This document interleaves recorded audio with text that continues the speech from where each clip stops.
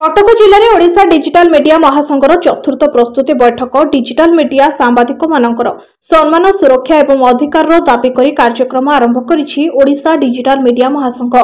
कटक जिले में आरंभ होइथिबा ब्लॉक स्तरीय सांगठनिक बैठक में ब्लॉक कमिटी गठन सहित आगामी दिन पर प्रस्तुत हेउछि ब्लूप्रिंट। कटक जिलार बांकी कटक सदर महकुमा एवं सालेपुर रे बैठक आयोजन पर आज चतुर्थ पर्याय बैठक बडंबा रत्तापाट कल्याण मंडप रे आयोजित होइतिला। राज्य कमिटी संगठन संपादक अक्षय चांद अध्यक्षतार आयोजित बैठक को वरिष्ठ सांबादिक देवदत्त मलय पराल संयोजना करथिले। डिजिटल मीडिया महासंघर लक्ष्य एवं आगामी कार्यपंथा उपरे समस्त सूचना प्रदान करथिले राज्य सभापति सत्यव्रत दास। कटक जिलार बडंबा एवं नरसिंहपुर अंचल में कार्यरत समस्त डिजिटल मीडिया सांबादिक मानक नहीं गठित यूनियन रो सभापति संपादक एवं अन्य कर्मकर्ता चयन होइतिला। आसंता रविवार दिन बारंग आठगड़ एवं तिगिरिया ब्लॉक रो सांगठनिक एकत्रीकरण तथा अंतिम प्रस्तुति बैठक पर कटक जिला शाखा जिलापाल कार्यालय आगे विक्षोभ प्रदर्शन सहित दाबीपत्र प्रदान करिबो बोली सूचना दैछन्ति राज्य कमिटी युग्म संपादक प्रसन्न दास।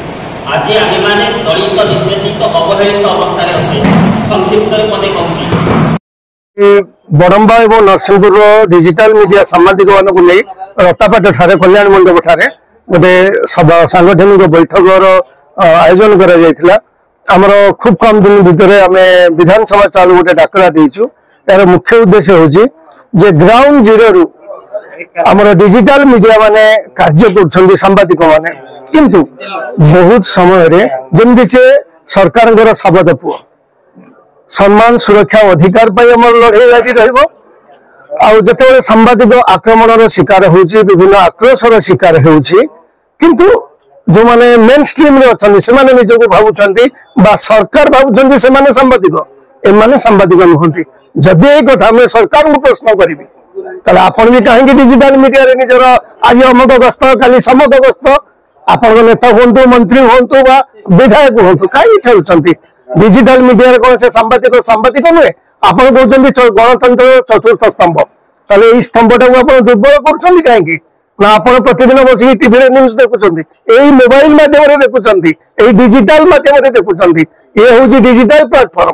तबे सम्मान सुरक्षा और अधिकार पाई एमानु काहे शपथ पुओर अधिकार दिया जाउची माने शपथ पुओ व्यवहार करा जाउची ताहा पई हमर लड़ाई जारी रहइबो। सारा ओडिसा रो डिजिटल मीडिया बा डिजिटल प्लेटफॉर्म रे काम करूतिबा समस्त सांबादिक को आम ब्लॉक स्तर सांगठनिक बैठक माध्यम एकजुट करुचु।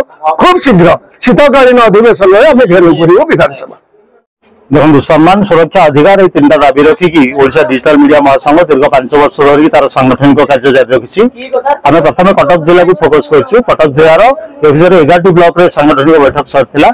आज बडंबा नरसिंहपुर डिजिटल मीडिया बंधु मैंने सांगठनिक बैठक आयोजन करथिले। राज्य कमिटी पाखापाखि 11 जन सदस्य आसिथिले।